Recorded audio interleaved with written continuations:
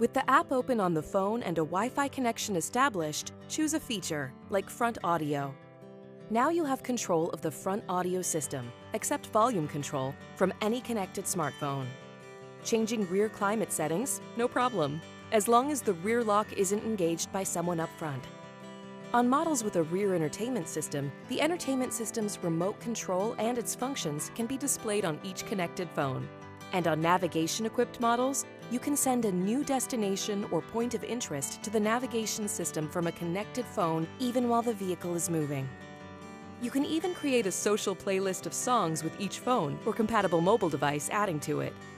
Just select the song and add it to the list. To manage your social playlist, touch the Social Playlist app from the Display Audio home screen, then select Queue. To play a song, just select it from the list. To remove a song, select the X for that song in the list. To clear the list, select Clear Queue.